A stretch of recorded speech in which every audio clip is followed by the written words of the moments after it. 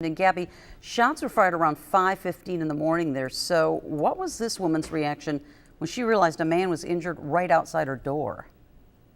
Well, Mo, she heard banging on the windows and on her door. She actually thought someone was trying to break into her house. I spoke to her brothers today, and they tell me she's actually a high school student here in South Bend who was just getting ready for a day of school, not expecting to find Tyrese Walker suffering from a gunshot wound collapsed here on her porch. Walker told police a fight broke out inside this house, and Anthony Jefferson then shot at him, even pulling him into the house as he tried to escape. He then ran across the street, banging on various windows. When police arrived, he told them his friend Jason Reed may have been shot too. Police soon found Reed on a mattress with multiple gunshot wounds, dead. What I wanted to do is put the public's mind at ease that this wasn't some kind of random home invasion. This was an incident that occurred within that house itself, and all parties had been together in that house for an extended period of time. Well, Anthony Jefferson is now charged with murdering Jason Reed. This is the home where police found the body. Jefferson also charged with the attempted murder of Tyrese Walker. Investigators tell us they believe Jefferson may be driving a white 2001 Mitsubishi Eclipse. That's a two-door car.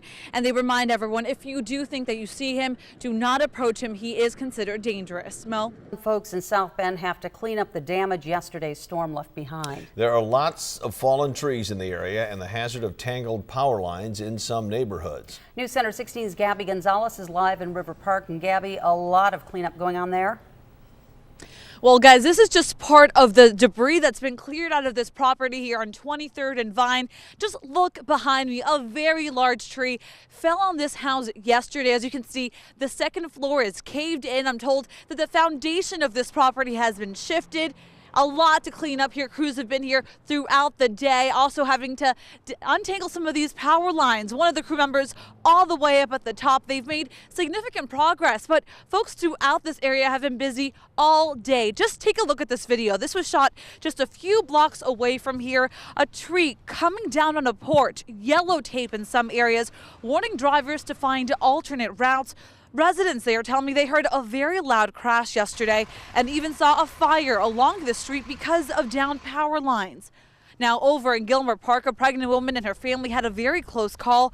This tree just coming down right next to their house. That is the living room, and actually our bedroom is up there, so if it would have fallen at any other angle, it could have been very dangerous. But yes, it just barely touched the side of our house, so we were very lucky. The winds was the biggest thing. When the winds picked up and then the rains came in, and then all of a sudden the tree went down. And when you've got a situation like this in front of your house where there's a tree, there's a lot of debris, it makes you a target for scam artists. Police are warning people that if you have someone come up to your door offering to clear out these trees, you make sure that it's a company that has references, that it's a legitimate company, so you don't become a victim when obviously you've already got a lot to deal with at your property. Right, always a good reminder, Gabby. Now, the house behind you has such extensive damage. How's that family doing? Yeah. Well, we talked to one of the homeowners yesterday. There were 3 people inside this house when the tree came crashing down. Thankfully, they did make it out okay. The mother in this family did have to go to the hospital, but not for a serious injury. The father and the mother were able to make it out a side window, and the son made it out the back door. So they were very, very lucky through all of this. Boy, I'd say, okay, Gabby Gonzalez live. Work goes on at Abtrax Industries. Employees showing up and going about their routines. But the site of destruction is only steps away. I'm just glad that it was isolated in one particular area. Flames lighting up the night sky. A kaboom, very big explosive.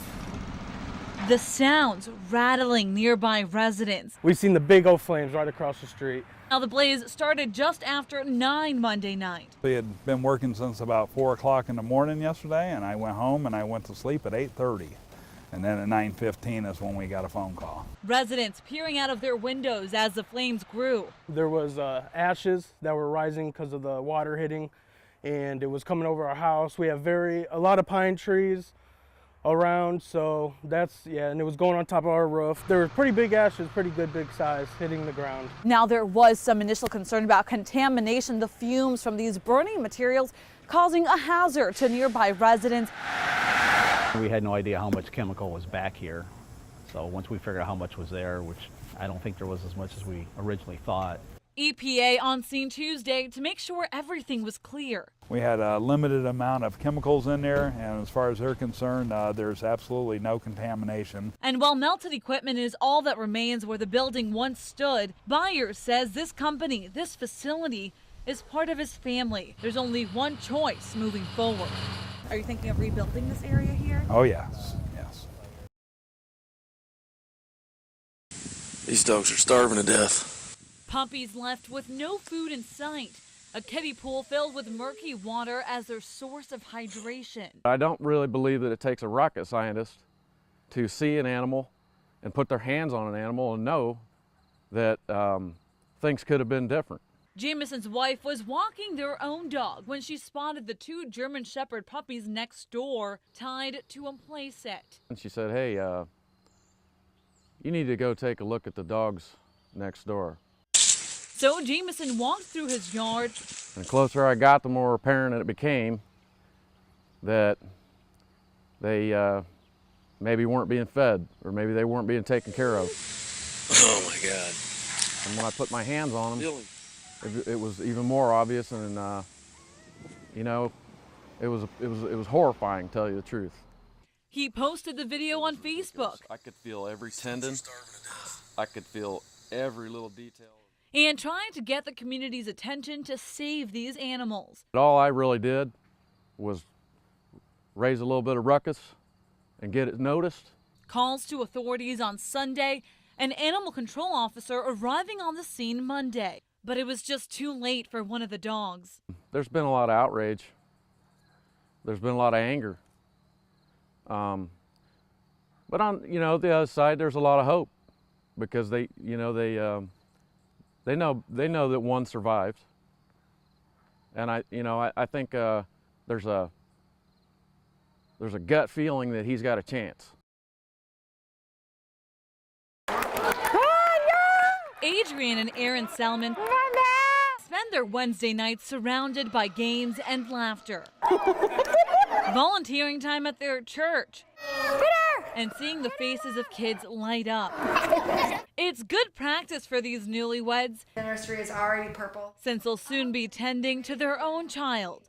Definitely adding baby is going to be a different challenge. One challenge, figuring out their health care because their jobs don't offer coverage. How you doing, Lily? As a substitute teacher, I've been a certified teacher for the last 10 years. I haven't been able to land a steady teaching position, and so subbing gives me that ability to do what I love. But it also comes at a cost, as we don't have the insurance coverage. They've got some help for Aaron's prenatal needs through Medicaid. I qualify, and the baby qualifies, but we don't qualify. They thought they would be able to find out their options in the insurance marketplace weeks ago. After I signed on to try to create the account, I said, oh, sorry, the website is unavailable. The not knowing is a heavy burden. Every time they get sick, it's a big question mark. For people who don't have coverage, they will ask those questions. Okay, medication, or do I want dinner tonight? So Adrian tells me they're anxiously awaiting the repair of the site to find out how much they'll have to pay to be insured. It's still going to be kind of, okay, how much can we really afford? If they say it's affordable care, is it really going to be all that affordable? A family at an income of $15,000 per year would make too much for Medicaid coverage and too little to get any tax subsidy on the health insurance exchange. That means if they bought their insurance through the website, the cheapest monthly premium would be $561 a month for a bronze plan. A spokesperson for the Indiana Family and Social Services Office tells me a family like the Selmans would likely qualify for the Healthy Indiana plan known as HIP. The state contributes, but so do enrollees. It works much like a health savings account. But the HIP program is limited to 45,000 people for next year, and there is a waiting list. Some people don't have the affordability to be able to just self-insure themselves. they can, they have the money to pay out of pocket. We don't have that luxury. For now, they keep smiling and holding on to the hope that health care will be in their future. People who need coverage now can't get coverage under the current system, who really need the help now.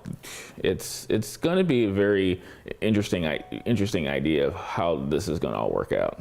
Gabby Gonzalez is live in our own parking lot. So Gabby, just how many of these thefts are police investigating right now? Well, in about the last 6 weeks, there's been a dozen of these cases. The thieves look through the window, see that there's no one in the driver's seat, that the key is right there in the ignition. It's a perfect opportunity, and they don't need any sophisticated equipment to just get away with a car.